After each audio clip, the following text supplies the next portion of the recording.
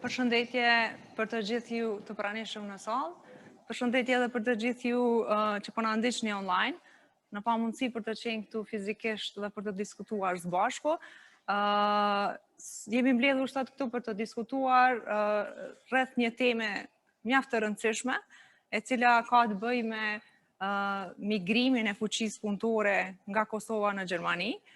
Kësaj here Instituti GAP ka përgatitur një raport të ri për ndikimin e pandemisë dhe rregullave të reja të migrimit të Gjermanisë dhe sa kjo do të ndikojë në migrimin e fuqisë punëtore nga Kosova. Faleminderit shumë prej panelistëve, të cilët kanë ndarë kohën sot të diskutojnë bashkë me ne.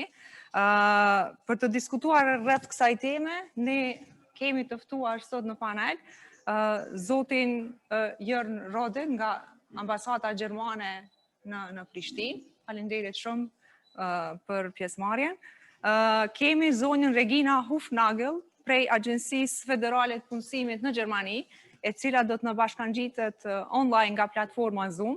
Zonja Regina, faleminderit shumë. Kemi zëvendës ministrin e Ministrisë së Financave, Punës dhe Transfereve, zotin Ilir Kapiti. Faleminderit shumë.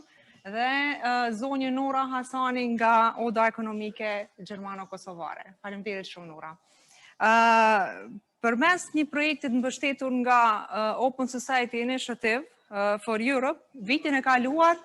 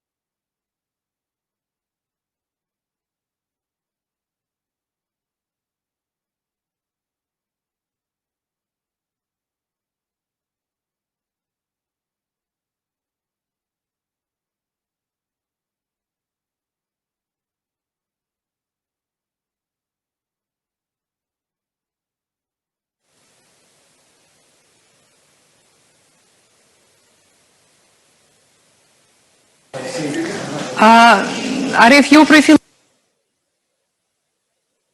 për këtë ndërprerje të shkurt, patëm ca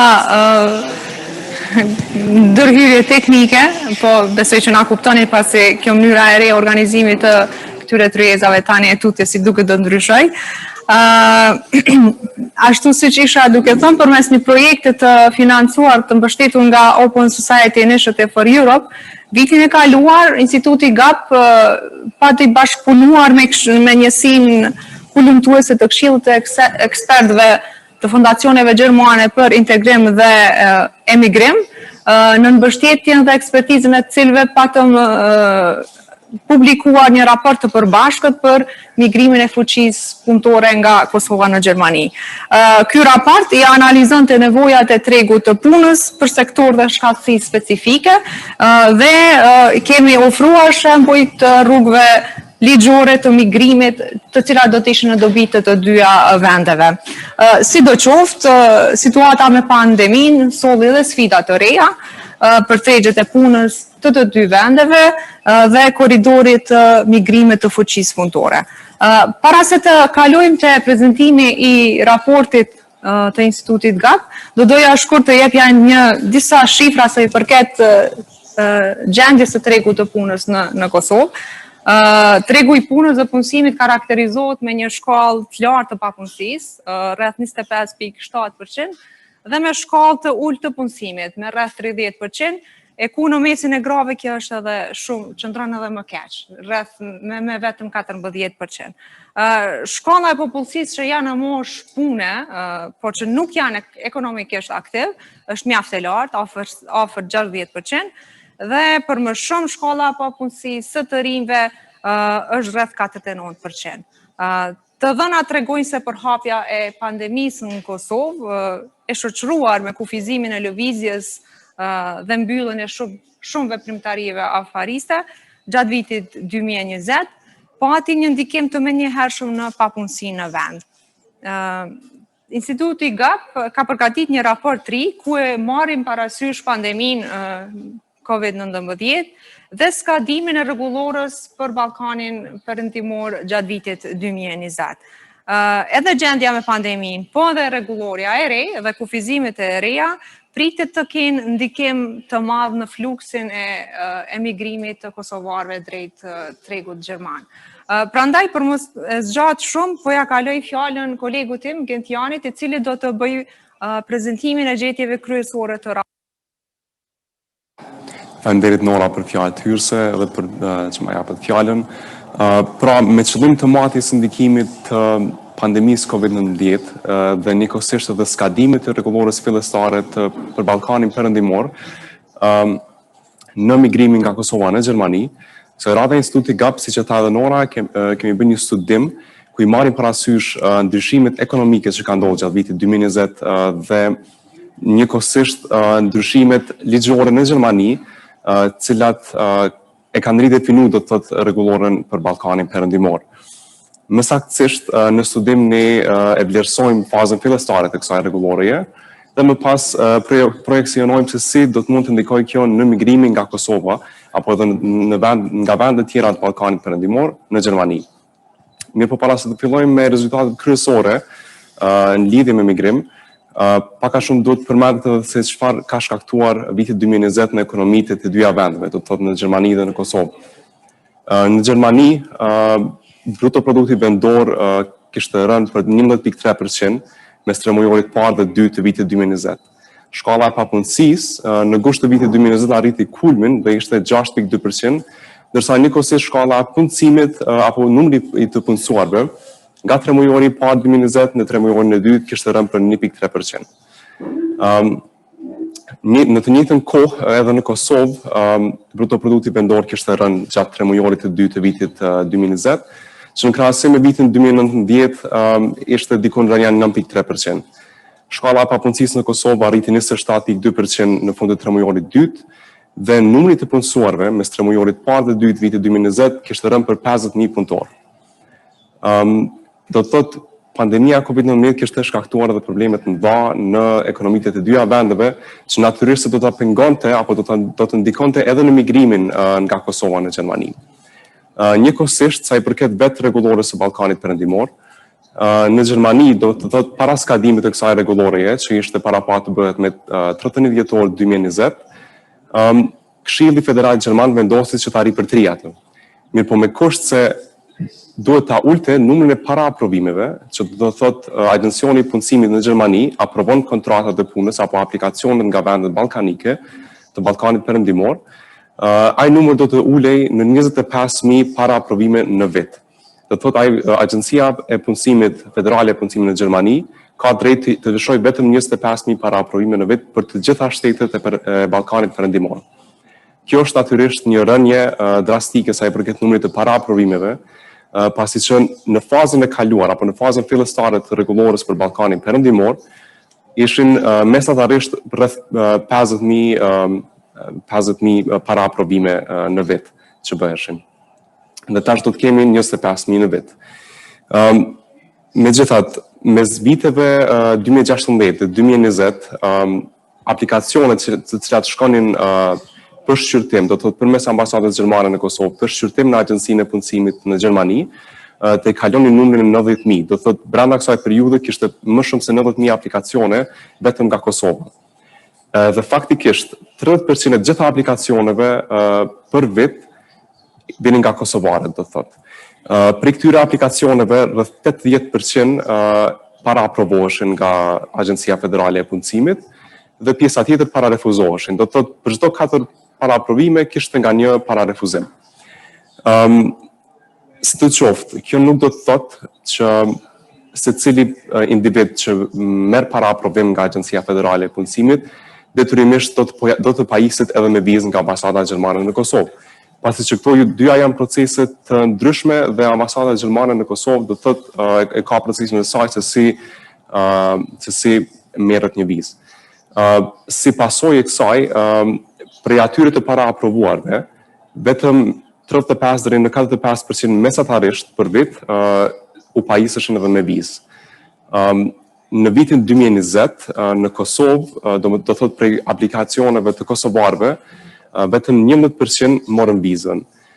Kjo është për shkak të faktit, kryesisht për shkak të faktit të pandemisë, për shkak që ambasada gjermane në Kosovë në mars të vitit 2020 paralajmëroi që nuk do të mund të procesojë më aplikacione për vizë.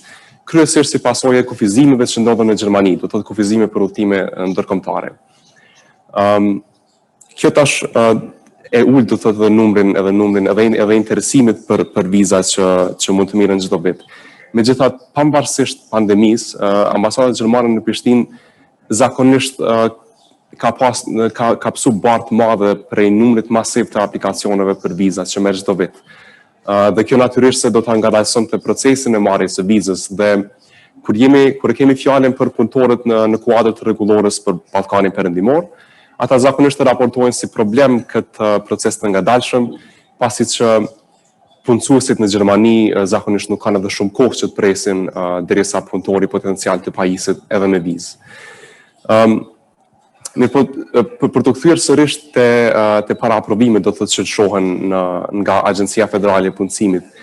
Vetëm në 2 vitet e fundit kishte lloj-lloj punëtorësh, do të thotë lloj-lloj punëtorësh që shkonin nëpër sektor të ndryshëm apo që ishin të interesuar të punonin në sektor të ndryshëm në Gjermani. Atëherë, për shembull, gjatë vitit 2019-2020, rreth 50% apo pjesa dërmuese e të gjithë paraaprovuarve kosovar ishin të interesuar apo kishin gjetur punë në sektorin e ndërtimtarisë në Gjermani. 15% për të dyja vitet mesatarisht kishin gjetur punë në sektorin e akomodimit dhe gastronomisë në Gjermani dhe një 15% tjetër kishin gjetur punë në sektorin e administratës mbështetëse apo shërbimeve tjera mbështetëse në Gjermani. Megjithatë, nëse shikojnë do të thotë atëherë edhe një herë fazën fillestare dhe fazën domethënë tash që vjen të rregullorës për Ballkanin Perëndimor, natyrisht e shohim se kjo numri i paraaprovimeve që Gjermania mund të lëshojë për gjitha vendet e Ballkanit, që siç e përmenda është 25.000, natyrisht se është më e vogël se sa numri që ka qenë në fazën paraprake. Dhe kjo do të thotë edhe do të mund ta ulë edhe interesimin për aplikacionet, do të thotë në kuadër të kësaj rregulloreje. Ne sipas disa projekcioneve që kemi bë, nëse ne supozojmë që 30% të atyre të cilët paraaprovohen marrin viza, sikur që kishte qenë edhe në periudhën paraprake, marrin paraaprovime, sikur të qenë edhe në periudhën paraprake të rregullës për Ballkanin Perëndimor, prej 25.000 paraaprovimeve që mund të shohen nga kjo agjenci federale në Gjermani, mund të themi që mund presim që rreth 7.500 të jenë të kosovarëve. Për këtyre 7.500, siç e dim prej fazës fillestare të rregullorës për Ballkanin Perëndimor, mesatarisht 1/3 mund të marrë vizë. Në bazë kësaj, për 7.500, ne vëna që rreth 2.000 individ mund presin që të pajisin me vizë. Kjo është natyrisht një numër i vogël, pasi që prej para aprovimeve për shembull, prej 7.500 para aprovimeve tash, në krahasim kishim 17.000 në fazën paraprake, ndërsa tek vizat, nëse supozojmë që do të jenë 2.000 në vit për vitet me radhë, në krahasim kishim mesatarisht ka 5.000 viza të lëshuara çdo vit për kosovar në periudhën paraprake. Atëherë, ndikimi i kësaj rregullores së rejtë për Ballkanin Perëndimor natyrisht do të jetë edhe më i vogël në tregun e punës gjerman. Megjithatë, prapë mund të themi që kjo mund të hinë edhe në dobi të dyja shteteve, edhe pse është efekti më i vogël. Rregulloria e parë, do të thotë faza e parë e rregullores, ishte cilësuar si e suksesshme në Gjermani, pasi që edhe Gjermania kishte fituar, domethënë ka pas dobi për kësaj, edhe shtetet për të cilat kanë ardhur imigrantët, edhe vetë imigrantët kanë përfituar për kësaj. Do të thotë faza e parë ka përmbush konceptin e fitores së trefisht. Edhe për të siguruar që edhe faza e dytë, do të thotë prej vitit 2021 deri në vitin 2023 që parashihet të jetë, të ketë suksesin e njëjtë, atëherë ne rekomandojmë që do të analizohen problemet dhe nevojat e tregut të punës në Kosovë, pak më mirë që ta dimë se ku mund të ketë dobi kjo. Konkretisht ne rekomandojmë që për shembull në Kosovë kemi agjencionin e punësimit që në rast se për shembull mund të mbledh dhëna më gjithëpërfshirëse për të papunët në Kosovë, profilin e tyre të profesional dhe profilin e tyre edukativ o arsimor, atëherë mund ta dimë pak a shumë se çfarë nevoja ka Kosova, çfarë nevoja do të thotë ku do të mund të eksportojmë ta themi potencialin tonë për të fuqisë punëtore, edhe natyrisht se kjo do të shkonte si proces edhe më mirë nëse po të kishte më shumë bashkëpunim mes agjencive të ndryshme, për shembull Agjencia e Statistikave në Kosovë, organizatave tjera jo qeveritare që merren me këto tema, oda tregtare e tjera. Këto janë ky lloj bashkëpunimi është thelbësor për mbarvajtjen e këtij procesi. Një rekomandim tjetër është që në bazë të dhanave potenciale që mlidhen nga Agjencia e Punësimit, Ministria e Financave, Punës dhe Transfereve në Kosovë do të mund të përdorte këto dhana për të hartuar politika të migrimit që do të vinë në dobi edhe për Kosovën, mirë po edhe për emigrantët potencial nga Kosova. Do të thotë në të njëjtën kohë do të mund ta minimizonim riskun e ikjes së trurit nga Kosova, por edhe do të mund të bënim dobi edhe për tregun e punës në Kosovë. Përfundimisht, një rekomandim e kemi edhe për qeverinë gjermane, sa i përket ambasadës gjermane në Kosovë, që do të ishte më mirë që ambasada gjermane në Kosovë të kishte ndoshta kapacitete më të larta për të u ballafaquar me me numrin e aplikacioneve masiv, që do të mund do të thotë ta zvogëlonte atë procesin e marrjes së vizës, që do të thotë ata që janë para aprovuar një shkallë më e madhe e tyne të merr edhe vizë. Pra kjo ishte pak a shumë rreth studimit tonë që kemi bë në GAP, edhe do të thotë prej sot do të mund ta keni edhe versionin e publikuar, ku do të mund të shikoni edhe shifra më detajuara apo informacione më detajuara sa i përket do të thotë rregullores për Ballkanin Perëndimor. Ju falenderoj. Faleminderit shumë, Gentian, për këtë përmbledhje të gjeturave kryesore të raportit.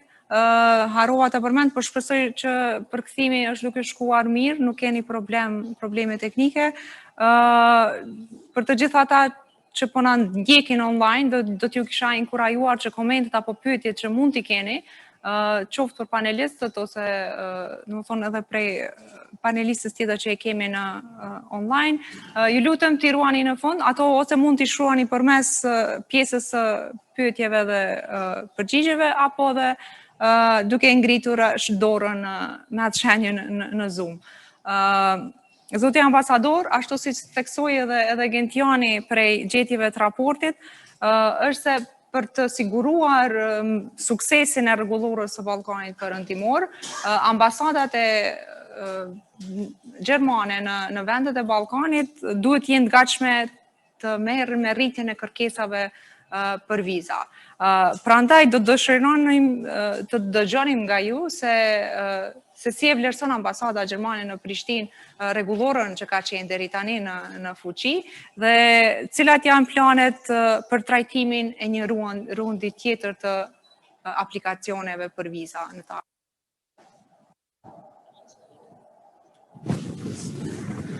Yeah, good morning. Thank you, Ms. Yashari, dear Vice Minister, Ms. Hassani, Mr. Gashi. Yeah, thanks for the comprehensive report. I think it's very useful to all stakeholders. It's a very technical issue, and I hope I can clarify some misunderstandings. Let me begin with, there has never been and still is no general maximum number of immigrants allowed into Germany or a so-called immigration cap. Visas and residence permits for family reunion, qualified employment, studying, vocational training, ETCs are issued without limit as long as the legal requirements are met. The only relevant change in 2021 has been with regard to the so-called Western Balkans regulation. As you mentioned, in 2016, Germany implemented a special 5-year regulation for non-EU countries of the Western Balkans. Under this regulation, citizens of West Balkan countries, unlike citizens from most countries in the world, could apply for work visas regardless of their professional qualification and whether their qualification was recognized in Germany. So basically unqualified persons. The regulation introduced in 2016 did not formally limit the number of visas or work permits issued under the regulation. In reality, however, the number of visas issued, as mentioned by the numbers by Mr. Gashi, has been limited by the capacity of the German visa sections in the region. Even more so, since most successful applications for work visas were followed by one or several applications for family reunion visas. The new law, which extends this special regulation for another 5 years, has now merely codified the limits which in reality already existed before. Accordingly, the quotas have been allocated in such a manner that they reflect the number of visas issued under the West Balkan regulation in every respective country over the last years. And Kosovo has the biggest number of all Western Balkan countries. To clarify, in 2019, the German embassy in Pristina issued around 5,700 visas in total for all kinds of employment, ranging from unqualified to highly qualified. The new quota allows our embassy to issue up to 5,500 visas per year, independent of the applicant's qualification under the West Balkan regulation. In addition, however, the embassy can theoretically issue an unlimited number of visas to applicants with formal qualifications that are recognized in Germany. Opportunities for skilled workers to apply for work visas have been extended significantly as of March 1st, 2020 by the Skilled Labor Immigration Act. Consequently, once the current pandemic-related entry restrictions have been lifted, the German embassy in Pristina should actually be able to issue more work visas than before. In addition, we have been working diligently to increase the capacity of our visa section. Over the last years, we have more than doubled our visa staff and built as many provisional offices as our current premises allow. During the pandemic, we have continued to accept and process as many visa applications as possible without endangering our staff or applicants, restricted to those categories no longer affected by the pandemic entry restrictions, which means family reunification, qualified employment, study and vocational training, family emergencies. As a result, and I was very surprised by that, last year the German embassy in Pristina has been able to issue more long-stay visas in 2020 and the first quarter of 2021 than any other German mission in the world. So we are the biggest visa section in the world by these long-term visas. I think it was over 11,000. We were also able to reduce wait times significantly for some visa categories. For example, family reunion from more than 17 months to now 3 months. And the last point I would like to make, we are even increasing more our visa staff. In the summer, we will have more than 6 new visa staff from Germany and also new Kosovo visa staff of the same amount. What the projection is regarding the projection, how many visas will be offered. It's very difficult for me to look into the future. But as I said, we have a quota up to 5,000, and I don't see, given the increased capacities, that we cannot reach a higher number. So that's my contribution. Thank you very much.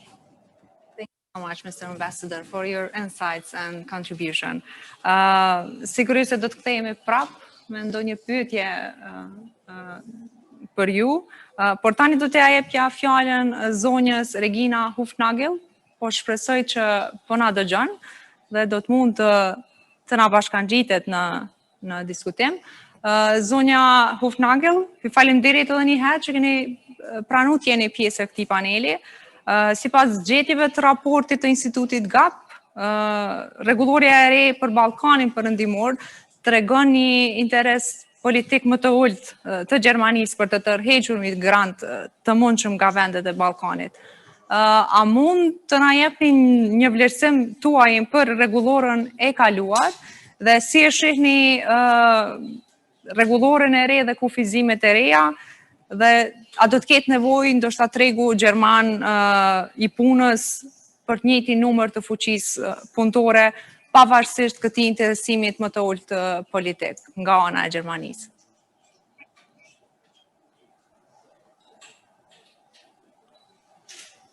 Ms. Latavi, thank you very much. Thank you very much for the invitation to this panel today. Mr. Gashi, Herr Rode, Mr. Ali and Ms. Hassani. Hello.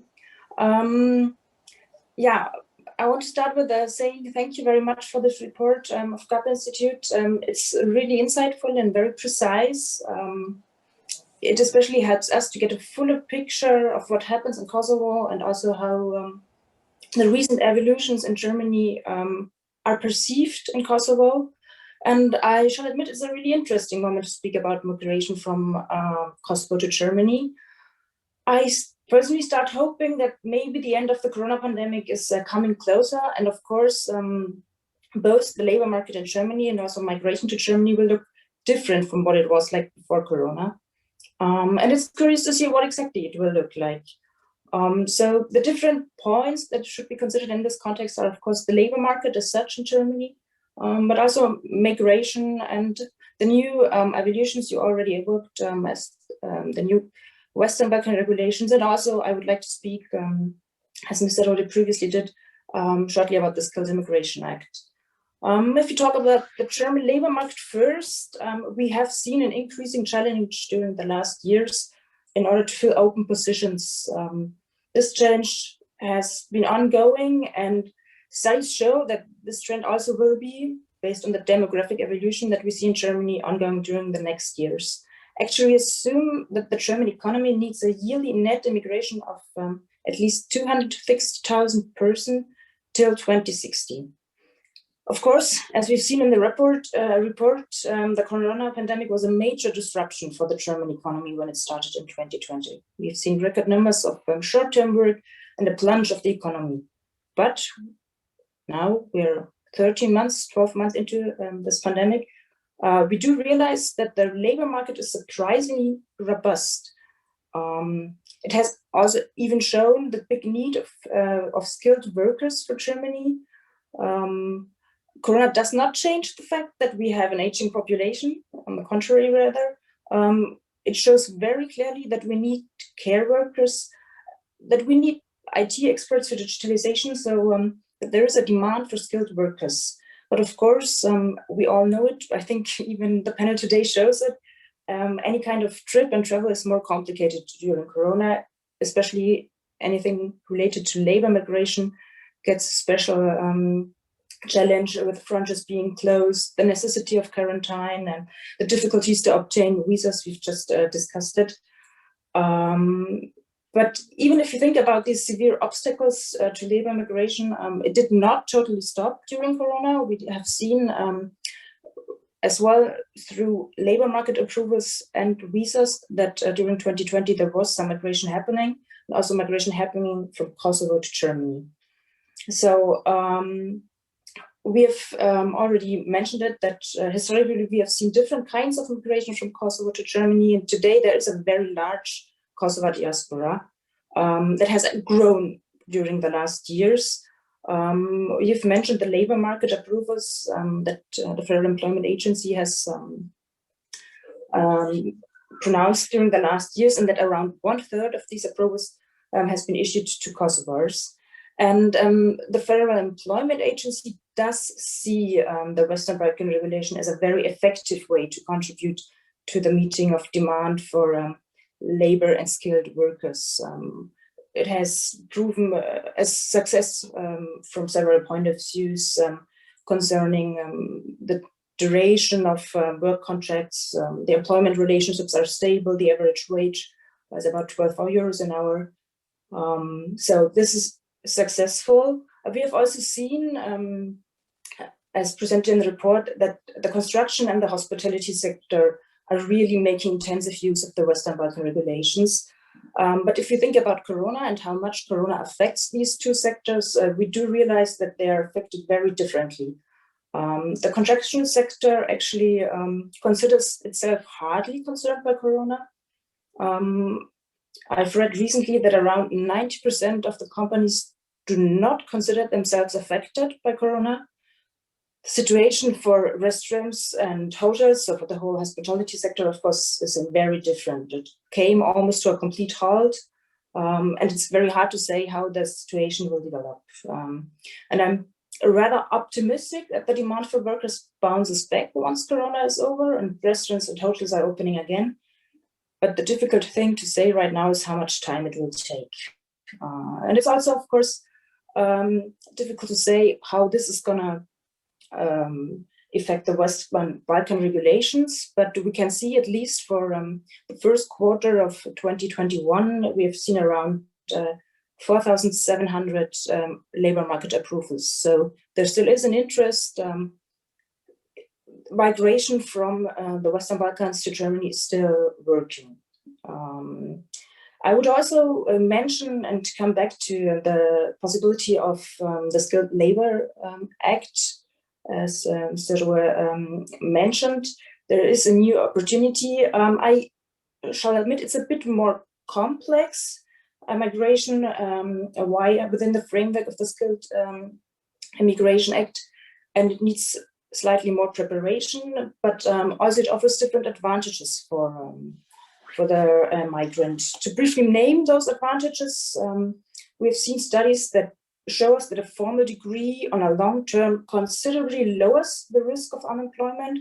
The moment you need to change jobs, formal degree very much increases your chances to find another job. It also helps to prevent brain waste, meaning you're employed for a job that maybe does not match your qualifications. And of course, it also offers a better perspective for a long-term stay. But if you think about skilled migration from Kosovo to Germany, the interesting point also is what are the potentials of migration from Kosovo to Germany? From our perspective, there are different challenges and opportunities. Just to briefly mention them, of course, very interesting opportunities or chances from a labor market perspective in Germany. The Kosovarian population is very young and motivated. We do have a very good level of German, and we also have a very well-working diaspora network. But of course, we have a long-term challenge concerning the size of Kosovo. And also, we'll, I think, eventually see that the demographic evolution is not as positive anymore in Kosovo as it was in the previous years. And we do see that also the vocational training system in Kosovo presents a challenge for the recognition process in Germany. As the system in Kosovo has been changed more often, this can consist a challenge. In order to wrap up the things I've just said, I do think, and we assume as Federal Employment Agency, that the demand for workers in Germany will come back to the before Corona level.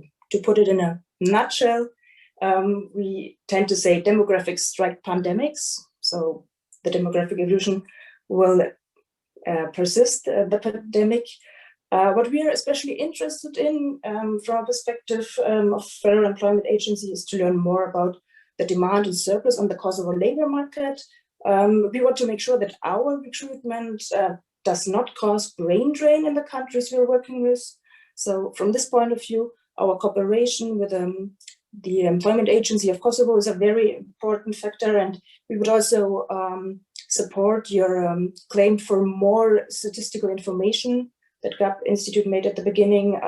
This is, of course, a very helpful instrument in order to better assess the needs and demands of the Kosovarian labor market.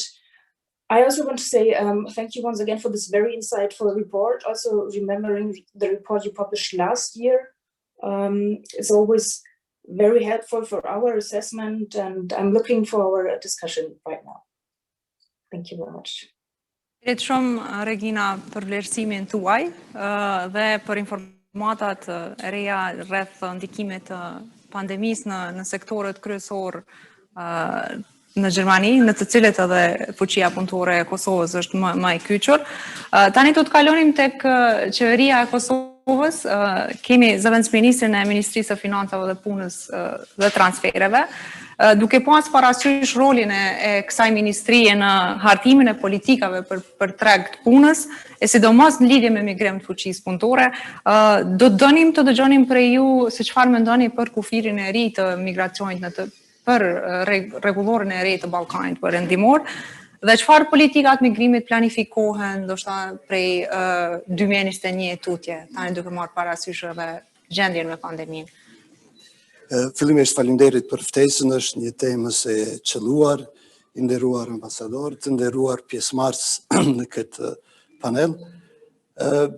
Gjersa mund të argumentohet lehtë se ikja masive e turit është një problem me të cilën po ballafaqohen shumë shtete, nuk është vetëm shteti jonë, mirë po atë që e bën shtetin tonë më të ndjeshëm ndaj kësaj çështje është se për 20 vite ka qenë një keq menaxhim dhe keq investim në forcat e reja të punës, në të rinjët, dhe është më së normale që ata që i humbet shpresat edhe të largohen në mënyrë më masive. Është e vërtetë që është më e theksuar te ne dhe qeveria është në përgatitjen e planeve të reja, sidomos në rimëkëmbjen ekonomike ku këto çështje edhe do të trajtohen. Më lejoni të them se kjo ikje e cila po bëhet gjithashtu e ka dhe një efekt tjetër në humbjet fiskale të cilat po ndodhin dhe gjithashtu shkakton një çrregullim në profesionet të caktuara. Ka rasti shpesh të shoh në qendra të ndryshme evropiane, jo vetëm në Gjermani, në Londër, në Itali, në Holland, që njerëzit edhe kanë agent të caktuar ku është në headhunting për top people që i thrasin, dhe nuk është hiç problem që këto dokumenta të rregullohen për punë, sidomos në profesionet e caktuara, siç thash, në teknologjinë informative, në shëndetësi, inxhinierët të cilët janë të kualifikuar. Kjo është krejt pasojë, mendoj, që e një korrupsionit dhe keq menaxhimit ku njerëzit kanë ardhur në pozitë që nuk mund ta shohin një të ardhme të mirë në vendin tonë. Për të përballë me këtë dukuri e cila po vazhdon të rritet te na në planin e rimëkëmbjes, i kemi trajtu pikrisht ata sektor dhe grupe në shoqëri të cilat kanë qenë më shumë të marginalizuara, siç është biznesi i grave, start-upat, siç është ndihma apo incentivat e ndryshme të cilat mund të jipen që dikush mos të largohet. Duhet ta kemi vëmendjen se mund të edhe arrijmë në një pozitë ku ata të cilët edhe kanë prodhim të na nuk mund të arrisin prodhimin pikërisht për shkak të kësaj ikje. Sidoqoftë në planin e rimëkëmbjes në qeverinë Kurti 1, i cili u pat përgatit, bizniset e tilla të cilat mund ta marrin fuqinë punëtore kanë qenë të subvencionuara, sidomos biznisi i grave 100% në kamatat dhe në garancionet të cilat do t'i jep të qeveria në për bankat që të fillojnë biznisin. Ne e dim që një diskriminim i madh në tregun e grave në Kosovë ekziston pikërisht sepse një diskriminim i tillë fillon qysh herët në familje për shkak pronës dhe e dim që nuk kanë mundësi që të marrin kredit për shkak të hipotekave të cilat nuk i kanë. Prandaj edhe kemi insistuar që këto të garantohen 100% në banka dhe kredija të kamatat të subvencionohet 100%. Sa i përket të rive të cilët janë të gatshëm të dalin në tregun e punës, gjithashtu ka qenë edhe në të kaluarën, është edhe në projektin e ri i cili tani është ka analizohet, sepse plani për të cilën fola veç i ka skaduar ajo koha kur është përgatit, ka qenë i gatshëm për qershor, duke pas një assumption që na do të kthehemi një 80% në gjendje normale, që ndërkohë ajo pandemia ju dul pej dore edhe pastaj që ka ndodhi në vend se ta kemi edhe një pak apo dy të si tranzicion, u insistu në një paku të rimëkëmbjes ekonomike, e cila nuk solli kur gjë. Në analizat të cilat janë në përfundimin e sipërm, janë pikërisht të rinjët dhe startupet të cilat do të financohen me grante nga qeveria, por gjithashtu janë edhe të rinjët të cilët do t'ju paguhet rroga për një vit në vende të ndryshme të punës ku ata mund të punësohet, duke marrë parasysh që do ta kenë një kontratë të një vjeçare të paktën, edhe cila nuk do të ndërpritet për një vit. Qëllimi është që të mbeten këtu të aftësohen në skema të ndryshme të cilat mund edhe të qeveria të ju ndihmojmë me përmarrës të mëdhenj që janë këtu, e pastaj të vazhdojnë vetë. Gjithashtu besojmë që me investimet në start-up që do t'jenë grante mund të ngritet punësimi i të rinjëve. Kemi vëmendjen për shembull në Serbi kemi me shërbime me teknologjinë informative, një të hyrat vjetore tyre janë 900 milion në vit. Nga ajo që na kemi vrejt këtu nuk është që s'kemi talenti, kemi të rritë shumë të zellshëm, sidomos në këto profesionet e reja, në IT, në shëndetësi, dhe nëse ju japim një shtytje që vetë të fillojnë punësimin, ose t'i aftësojnë për një vit e pastaj të vazhdojnë, besojmë që do të jetë një strategji e mirë që të ndalohet kjo qasje deri tani që po vazhdon. Nga ana tjetër është edhe rritja e remitencave cila mund të vijë si pasojë e këtina e migrimit, që pak a shumë unë e konsideroj është cikme 2T-ha, është një kontribut për njerëz që mbesin këtu, të cilat i shpenzojnë consumption, edhe pastaj është një çështje tjetër e cila ndikon negativisht në zhvillimin e punës të tregut këtu në sektor të saktuar.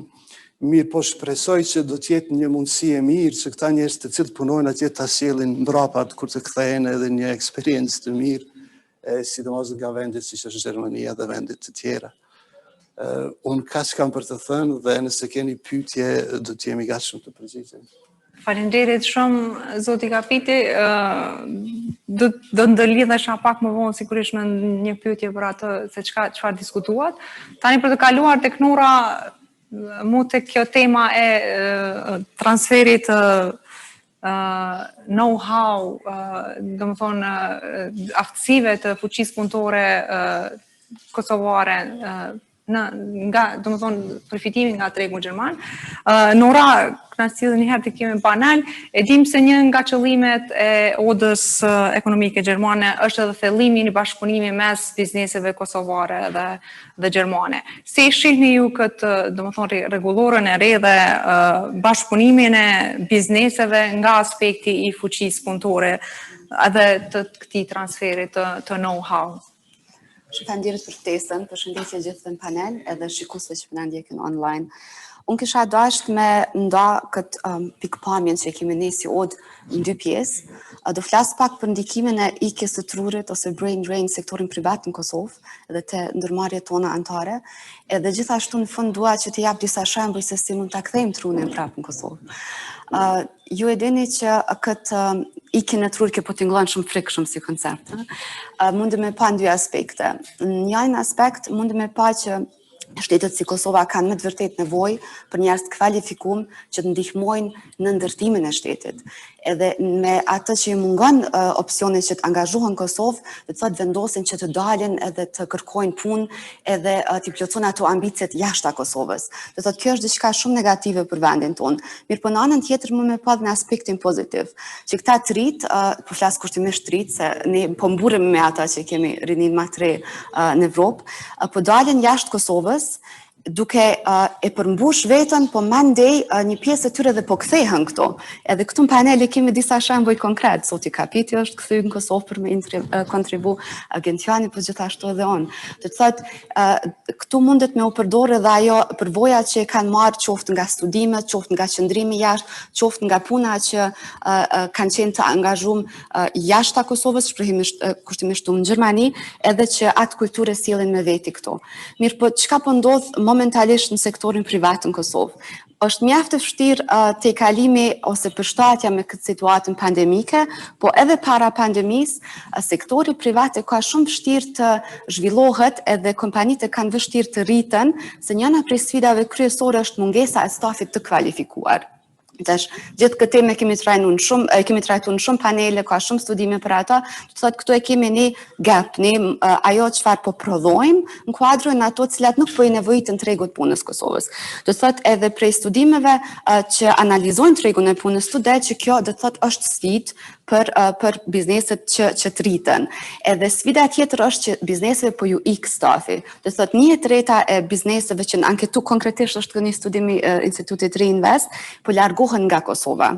Edhe kjo është shumë shqetësuese për neve. Po të është ajo çfarë duhet bëjmë ne, edhe konkretisht qeveria kësaj radhe, është që jo vetëm ta dëgjojmë këtë si lajm ose si fakt ose si ti lexojmë këto studime që janë, po me të vërtet të flasim me njerëzit, të ndëgjojmë, cilat janë ato halle, cilat janë vështirësi që po i nxisnë ata të largohen. Nuk është vetëm mungesa e vendit punës, po kjo është diçka shumë më komplekse. Do të thotë ne kemi nevojë tani për një qeveri që ka një vizion qartë se ku e sheh të ardhmen e Kosovës. Ajo çfarë do t'i mbajtë të rit këtu, edhe që do t'i kthej ata të tjerët që kanë nevojë edhe dëshirë me kontribu në vendin, është një vizion i qartë. Do të thotë cilët janë ata sektor që kemi dëshirë ne si shtet me i zhvillu, me i promovu, edhe ne do të thotë këtu kemi nevojë të shohim vepra, jo vetëm fjalë, sikur në të kalumen, se gjithmonë flasim rinia është potenciali i vendit tonë, mirë, po ky potencial nëse nuk shfrytëzohet është një gjenerat e humbun. Ne nuk po ju japim edhe nuk po ju ofrojmë mundësi të rive këtu. Do të thotë kjo është ajo çfarë kemi nevojë tani, që të kemi veprime konkrete. E tani po dalet ajo pjesa e dytë që përmenda. Qeverinë gjermane kemi një shembull shumë të mirë, sepse kanë zhvilluar mekanizma shumë të mirë për vendet si Kosova. Është një program që quhet CIM për të kthyerit. Do të thotë qeveria gjermane nxit të gjithë trit, edhe gjithë ata që na përcjellin dhe janë tani në Gjermani dhe kanë dëshirë me u kthy në Kosovë, ndoshta me dhënë kontribut, munden përmet këtij programi që të vinë edhe 2 vite të punojnë qoftë në një institucion qeveritar, qoftë në organizata të ndryshme, edhe të shohin se si është që kur punojnë në atë dheun e tyre, në vendin e origjinës. Edhe do të thotë përmes këtij programi qeveria gjermane ju ndihmon atyre personave që vendosin të japin një kontribut në atë dhe me një top up në pagën e tyre. Edhe ne si OT kemi përfituar nga kjo. Kolegja ime, Marigona Mustafa, është kthyer nga Gjermania përmes këtij programi edhe ka vendosur që të vazhdoj të jetoj edhe të punoj në Kosovë. Pastaj organizata Germen është të bëni punë shkëlqyeshme në rrjedhimin e gjithë profesionistëve që kemi në diasporë. Edhe atyre jep gjithashtu mundësinë që të vinë në Kosovë edhe ta japin një kontribut në institucione të ndryshme. Ne duhet bashkarisht si shoqëri që ta pranojmë diasporën tonë këtu. Se ka paragjykime, po kjo është temë tjetër në të dy anët, duhet gjithsesi jo vetëm që t'i shohim si një mundësi të mirë që po na dërgojnë të holla për tham kushtimisht për konsum, ne jemi shumë falënderues, po ka njëherë kjo po krijon edhe po quj kushtimisht edhe më falni që po shprehim kështu parazit në shoqërinë tonë, po duhet që të shohim mundësinë që diasporën ta shfrytëzojmë edhe me ekspertizën që e kanë, me njohuritë që i kanë, me rrjetet e tyre, edhe në këtë formë gradualisht ofrojmë opsione këtu. Edhe ne nuk duhet ta zbulojmë rrotën, ka plot vende tjera që kanë pësu shumë a shumë se ne nga Ikea e Trurit, e keni këtu për shembull Tajvanin, ku është një pjesë bukur e madhe popullsisë në veçantë të sektorit IT-s janë largu, mirë po çka kanë bëu këta? Do të thotë e kanë rrjedzu, personat që janë largu kanë ofru mundësi që do të thotë i kthejnë prapë në vendin e tyre, edhe kështu kanë arritë që këta profesionistë që janë largu kthehen prapë me kompanitë të mëdha ta zhvillojnë vendin. Do të thotë mundësi ka, edhe nuk mundemi askush me ndalë këtë migrimin qarkor, po duhet shoh se si ta parandalojmë ikjen në masë, edhe se si të ofrojmë opsione për ata që kanë dëshirë të kthehen edhe të japin kontribut në atë. Faleminderit. Po Nura, faleminderit shumë për këtë aspekte shumë interesante. Para se më u kalu fjalën zoti Kapiti, do ta kisha hapur spari për diskutim edhe tek pjesëmarrësit online, nëse kanë ndonjë pyetje apo koment, qoftë për ne, mandej kthehemi prapë edhe me një rundë tjetër të pyetjeve për cilat personalisht kam disa. Në rregull, atëherë po shohim nëse kemi ndonjë pyetje, mandej kthehemi prapë tek ju. A kemi ndonjë pyetje prej pjesëmarrësve që po na ndjekin online? Qoftë pyetje në të shkruar apo ndoshta edhe duan që të inkuadrohen?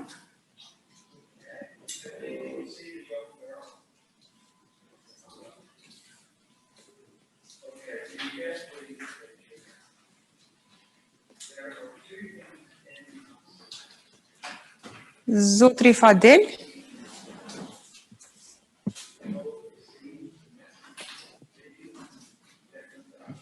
Po dëgjohemi?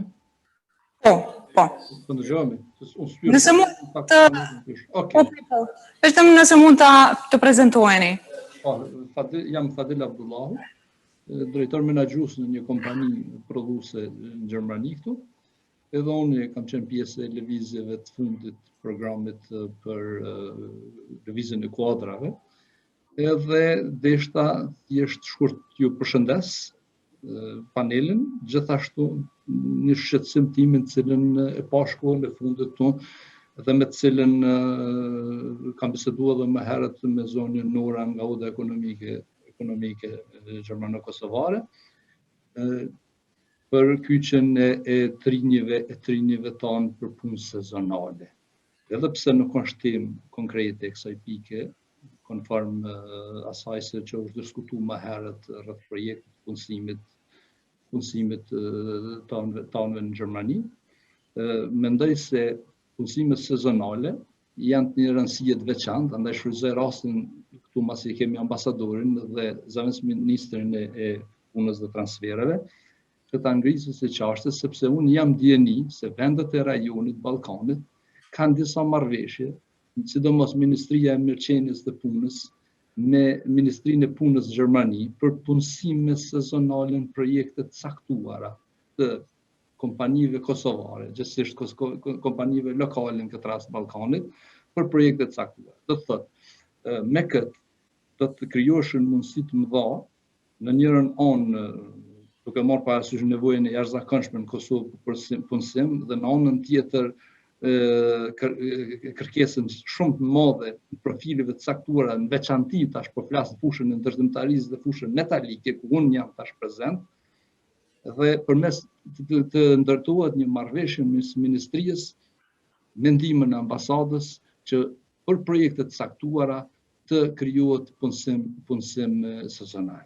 Ktu kisha me cek gjithashtu edhe angazhimin e studentëve për periudhën e pushimeve verore, pavarësisht situatës me Covid. Na duhet të jetojmë me këtë situatën Covid që është, duhet i marrim masa gjithsesi, por në kërkesat janë të jashtëzakonshme këtu dhe me këta mendoj unë se kishim mi kontribu ndaljes migrimit këtë rast, nga që kishim me kriju potencial dhe mundësi me punu për një periudhë caktuar, njëkohësisht me kriju kontaktet cilat do të mund zhvillonin mandej edhe atë që tha Zavens Ministër më herët me punu prej distancë kyçen e kompanive në fushën e IT-s. Është e pamundun me kriju një raport prej atje, pa një mundësi lëvizjes qytetarëve, pa një mundësi, pa një kontakt fizik. Kështu që një qasje 2-3 mujore, 6 mujore, 5 mujore, varësisht nga projekti, një mundësi e punësimit, do të krijonte mundësi, ma tutje, ndoshta tutje vazhdohet edhe nga distanca. Krijohen kontaktet dhe kontaktet mandej zhvillohet komunikimi dhe puna më të tjeshme. Shumë faleminderit. Zoti Fader, faleminderit shumë për këto komentet juajat shumë praktike. Me sa e di kanë qenë disa marrëveshje mes dy qeverive për punësim sezonal. Zoti ambasador, do doni të kyçeni në këtë temë, se çfarë mund të bëhet ndoshta në të ardhmen sa i përket punësimit sezonal? You know, I mean, of course, they are now pandemic-related restrictions, but when it comes to future development, I would suggest that maybe Mrs. Hufnagel can reply better to that. Vetëm se është më shumë në ngjarje me këto mundësi. Zonja Hufnagel, keni ndonjë përgjigje, doni të kyçeni? Yeah, thank you very much. So the question was about a seasonal work, right? I understood this correctly, about possible developments. So there is indeed a need for seasonal workers in Germany, and it's the Federal Employment Agency negotiating possible agreements. We've discussed it previously also with our colleagues from the Kosovarian Employment Agency. If we have not pursued these discussions during the last months, there were some pandemic-related restrictions. If there is a pronounced interest, of course, we are very open to reinitiate those negotiations. This is, generally speaking, if there's an interest, of course, very interesting, and this can be done. Germany does have a history and is used to seasonal workers coming from other countries. But I'm also wondering about future developments. Of course, we've been discussing brain drain and brain waste. I would hope to encourage skilled migration, which I think is more beneficial for all parts of the migration process. But again, if there is a pronounced interest, of course, we are very much open to discussions. And I mean, we've been in touch between the Federal Employment Agency and the Kosovarian Agency of Employment. Faleminderit shumë, zonja Hufnagel. Në raportin tonë kësaj radhe nuk e kemi analizuar ose diskutuar shumë këtë Skilled Migration Act, pasi që fokusi ka qenë tek rregulloria e re për Ballkanin Perëndimor. A kemi ndonjë pyetje tjetër, ndoshta ose koment? Për momentin jo. Me u kthy vetëm shkurt tek raporti.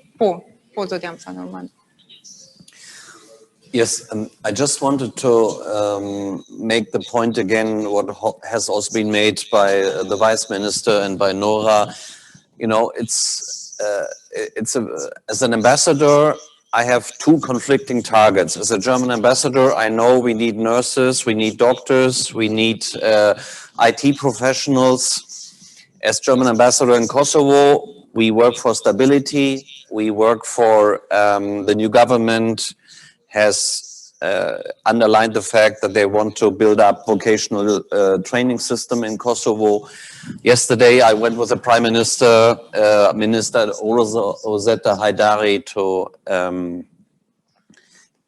Prizren, and we visited a German company where actually returnees created businesses here, you know, to create long-term employment. So there is not brain drain, this is brain drain and brain gain. You know, the perfect example of circular migration. So I will never question in a free country the individual decision of anybody to migrate, you know, but we have to create conditions that it's a win-win situation, you know, for Germany and for Kosovo. And I think that is the most important thing. And, you know, the EU is a labor market of 450 million people where people can freely migrate. And what we have talked about is a non-EU country like Kosovo. What are the best conditions we can offer, you know? And I tried to explain in my initial statement that Kosovo has, with the new regulations, avenues for migration to Germany. You know, we have increased our visa sections.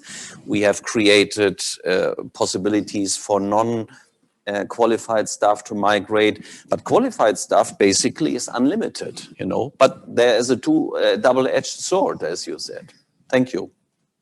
Vlerësim shumë I mirë nga ana juaj.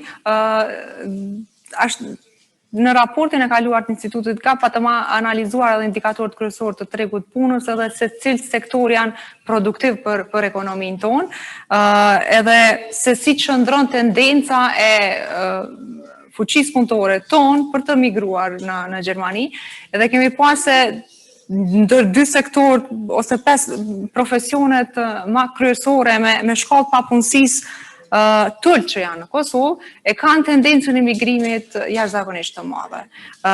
Do me thonë, efekti mund shumë është se këta sektor pastaj rrezikohen me mungesë fuqisë punëtore vetë për Kosovën. E kjo do të ishte ajo çka diskutuam deri tash që lidhet me ikjen e trurit. Kosova nuk e ka një renditje të industrive sipas rrezikut të ikjes trurit, edhe për këtë arsye do është pak më vështirë me matë ndikimin, ndoshta atë rregullore së re. Këtë gjë vetëm se e ka Gjermania. Do të thonë çfarë do duhej të bëhej një vlerësim I tillë, qoftë nga Agjencia e Punësimit në Kosovë apo edhe Ministria e Punës në këtë rast. Sigurisht që duhet të bëhet ajo qasja na që kemi në përbalimin me këtë problem është që një është aftësimi I të rive edhe dy është mundësia për ekspert. Kjo dhe ajo që dhe ishte të thëmë herët të ndërlidhe me ato që tha zonja Hasani, ne kemi arë përfundim që janë dy çështje që kisha pasur t'i theksoj sot këto. E para është që këtë shprimi I ekspertëve që vjen këtu është për shkak që punësimet nuk janë bërë në baza meritore. Edhe më ka rast ku shpesh I kun pyet njerëz të cilët janë të kualifikuar, të cilët kanë një shkollim të lartë, edhe brenda edhe jashtë, pse s'keni konkuru, ka thonë sepse s'ki gjasa mu punësu. Është fitu një perception që pa e njohur dikon nuk hin punë.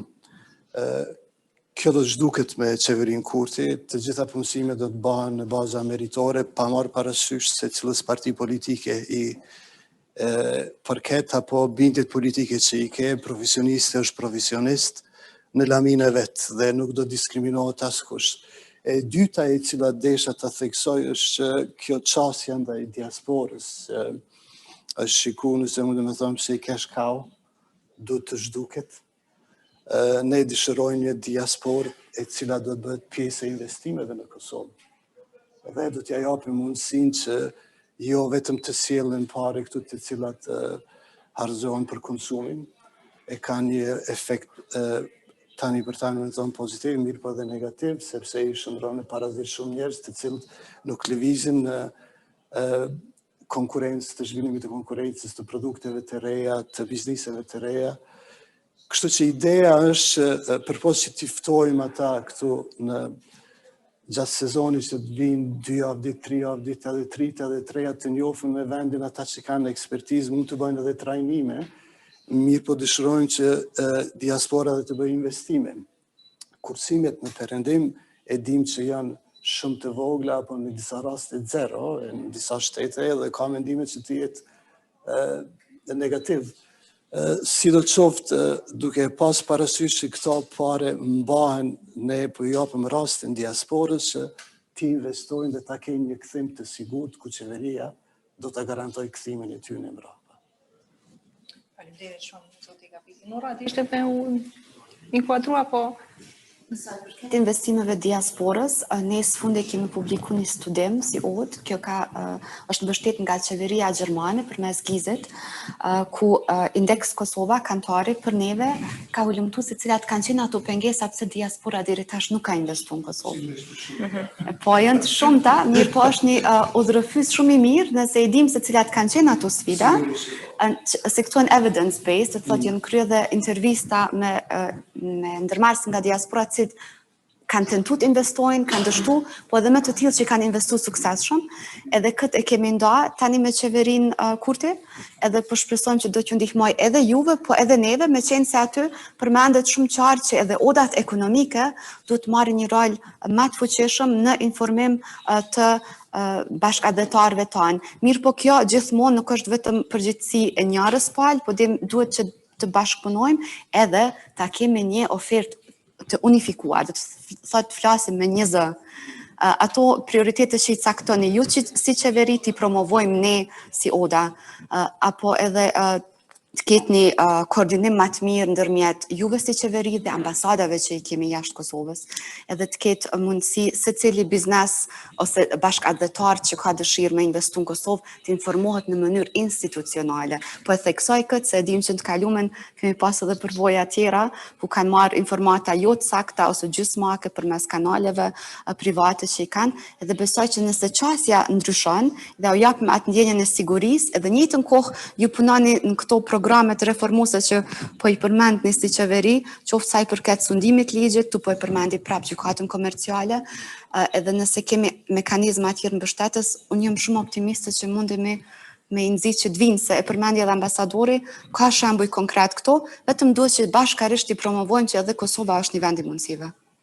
Pajtojmë, plotësisht pajtojmë, vetëm nëse mundem ta theksoj që edhe në qeverinë Kurti ne edhe në qeverinë Kurti dhe kanë qenë përfaqësues të odave ekonomike ata të cilët kanë qenë vazhdimisht në kontakt me neve dhe kanë dhënë një kontribut goxha të madh në përgatitjet. Unë mendoj që përfaqësues të odave ekonomike janë zëri i biznesit këtu dhe janë njohësit më të mirë të rrethanave. Çdo feedback që marrim ka ju mund të jetë edhe udhërfys për neve se si të veprojmë dhe të qasemi problemeve. Kështu që ju falenderoj në këtë pikpamje. Faleminderit Nora, një lajm i mirë të paktën që interesimi pavarësisht sfidave nga pandemia është ende, kështu që duhet punojmë që ta mbajmë këtë interesim dhe ta mbajmë sa më gjatë. Si duket kemi edhe një pyetje nga Jehona. Jehona, nëse po na dëgjon, të lutem. Faleminderit. Përshëndetje të gjithëve. Apo më dëgjoni?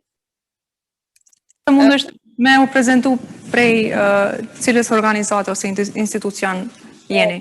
Faktikisht mbuloj disa projekte ndryshme, po lajmërohem nga Berlini, jam Jona Serhati, ndër tjerash kam mbështetje dhe gizin në disa projekte si konsulente jashtme, specifikisht në këtë fushën e migrimit dhe zhvillimit si dhe partneriteteve. Unë vetëm deshta me edhe një koment në bazë të asaj çfarë u tha prej gjithë folësve para prak, si dhe e kam parasysh dhe thotë që studimi është kryesisht bazuar në rregullën e Ballkanit Perëndimor, vazhdimin e kësaj rregulle.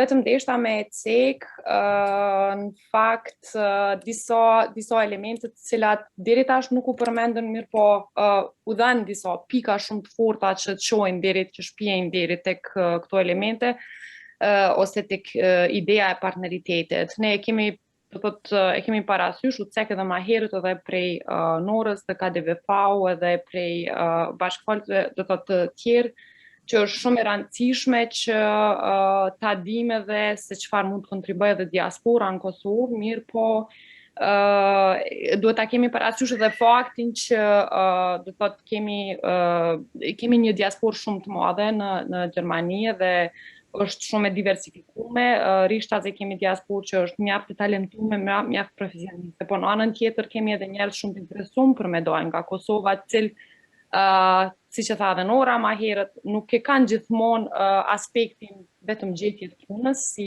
motiv kryesor për emigrim, por janë edhe disa aspekte tjera të cilat ata i motivojnë.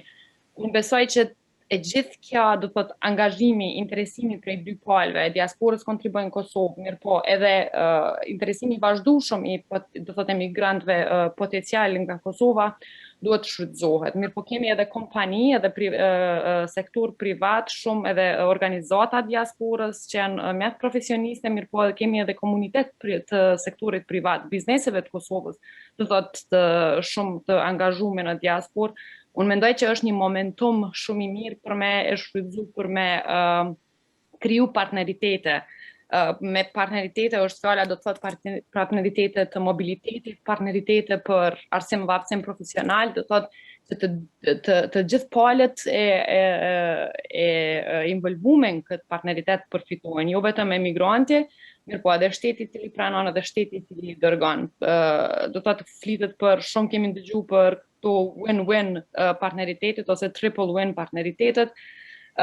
Kosova ka shumë potencial me i shfrytëzu, me i thith kapacitetit, me absorbu kapacitetet e profesionistëve të diasporës, me të anën tjetër ka dhe shumë nevojë, ka shumë kërkesë, ta zhvilloj sistemet, vjen fjala sistemin e arsimit, specifikisht sistemin e arsimit dhe arsimit profesional. Ne e dim që Gjermania ose shtetet do të thotë specifikisht disa profesionist shqiptar, do të thotë kosovar në diasporë kanë një, do të thotë dëgjojmë shumë shpesh, nuk kemi ende statistika të sakta që kemi shumë diasporë të angazhuar në arsimin dhe arsimin profesional. Tjetë ajo përmes kompanive që i kanë të themelume apo përmes angazhimit të në për kompani gjermane si ekspert të arsimit profesional.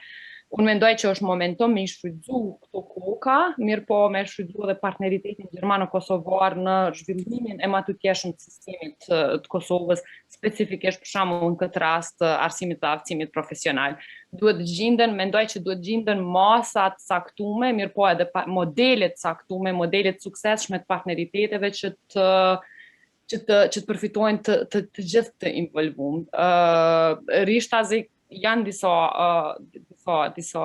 iniciativa, janë relativisht të vogla, do të thotë kur e shikojmë numrin e personave që janë dërgu për shembull për Ausbildungspartnerschaften, siç e njohim ne, do thotë partneriteti për arsim dhe arsim profesional, numri është shumë i limituar, shumë i vogël, mirë po prapë është si model shumë interesant me eksploru, për me shiku se cilat janë mundësi që edhe Kosova të përfitoj prej këtij modeli përmes njohjes kualifikimeve, përmes harmonizimit të standardeve të profesionit në mes atyre që kërkohen në Gjermani edhe atyre që kërkohen në Kosovë etj.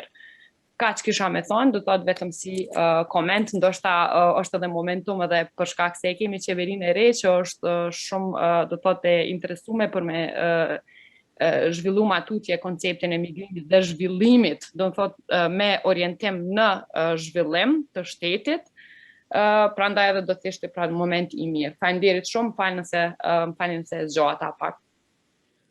Faleminderit shumë Johona, po besoj që dhe panelistët fajtohen që domethënë kjo fitoria e 3 fish do duhet të jetë shumë me rëndësi në këtë rast për tregun tonë, për shkak që edhe jemi vend më i vogël dhe është një përqindje e vogël e fuqisë tonë punëtore që shkon në Gjermani. Nëse nuk ka ndonjë pyetje tjetër, do t'ja kisha kaluar fjalën panelistëve për një fjalë përmbyllëse. Kisha fillu me zonjën Hufnagel, nëse e kemi ende në linjë. Yes, indeed. Thank you very much. Can you hear me? Yes. Okay, great. Very well.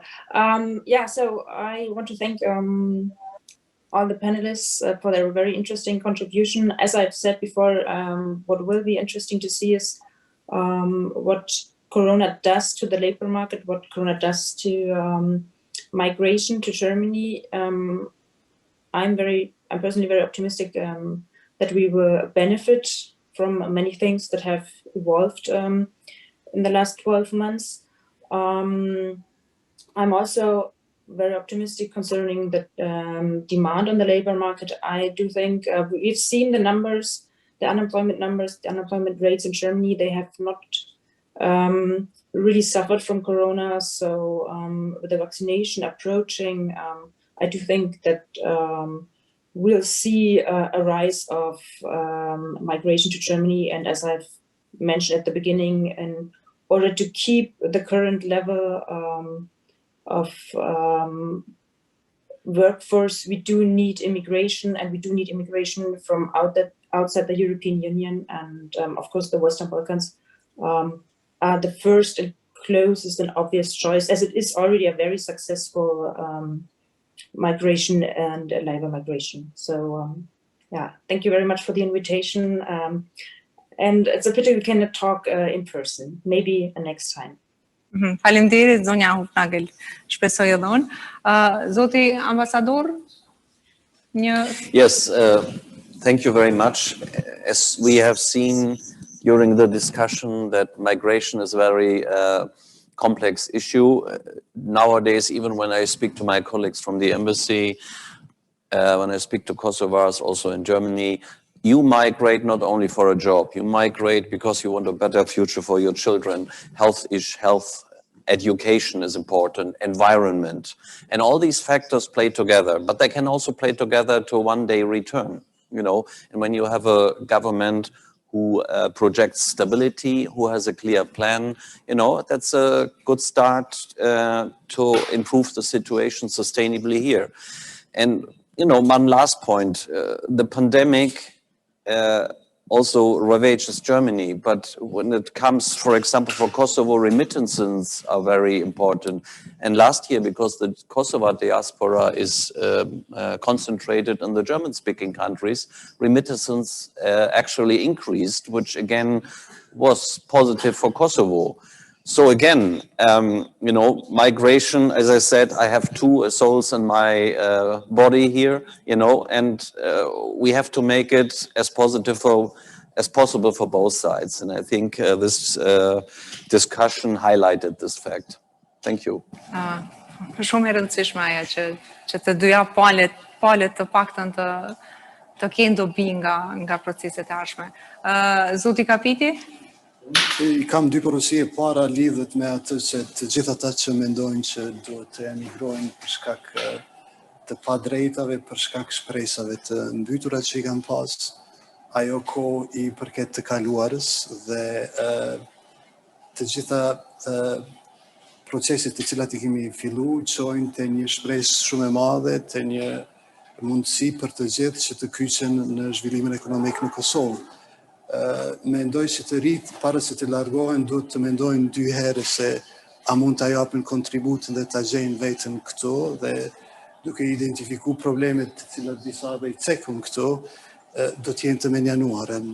Ndërsa sa I përket diasporës, edhe njerë përshfryzoj rastin që është koha që të investojnë në Kosovë, e jo vetëm të dërgojnë pare që dikush të ketë likuiditet.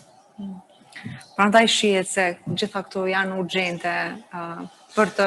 E vërtet, mirë, po edhe brenda natës ndryshimet nuk mund të bëhen, nevojitet një kohë, si që ceka në fillim, ky proces 20 vjet I keq menaxhimit të shtetit nuk mundit të rregullohen brenda natës, na vjen pa kohë. E di që pritet janë të mëdha, edhe njerëz kanë shpresa, jemi ka punojmë me të madhe dhe besoj që nuk do të mbeteni të dëshpëruar. Ne besoj që kemi pas edhe kohë të reflektojmë, që të dimë se çfarë të ndërmarrim. Genti, pate diçka për fund? Po, edhe njerë deshta t'ju falenderoj gjithëve që keni pas mundësi të marrni pjesë. Unë personalisht kam qenë shumë I kënaqur me mënyrën se si do të I kam marrë informacionin rreth kësaj rregullore dhe vetë çka kam mësuar rreth kësaj dhe pavarësisht problemit që I përmenda, unë besoj që ende ka shpresë që kjo rregullore edhe në fazën e dytë të jetë të ketë dobi si për neve, si për Gjermaninë pashtu dhe për vetë emigrantët nga Kosova gjithësisht. Faleminderit sërish edhe një herë për pjesëmarrjen. Nora? Faleminderit shumë për këtë diskutim shumë të këndshëm edhe për gjitha ata që I bën pyetje. Unë deshta të ndërlidhem me atë çfarë tha Zavens ministri. Mrekullit nuk ndodhin gjatë natës. Unë shpresoj shumë që të shifemi këtu prapë, ndoshta në këtë përbërje pas 4 viteve. Edhe atëherë të ndigjojmë se cilat kanë qenë ato nisma, se dhe reformat për 4 vjet nuk shtyhen. Mirë po dim se çfarë konkretisht keni arrit ju si qeveri që ta përmirësoni sistemin e edukimit të Kosovës, që të investoni në edukimin profesional, që pra ta mbyllim këtë hendekun që kemi së spaku ta nisim atë, që dim se çka keni bën në reformimin e sistemit shëndetësor të Kosovës, ashtu që me të vërtet të investohet në përmirësimin e këtyre sektorëve, që të rive edhe njerëzve të cilët për këto arsye mendojnë të largohen, që japin një shpresë që të rinë edhe të vazhdojnë të punojnë e të jetojnë në Kosovë.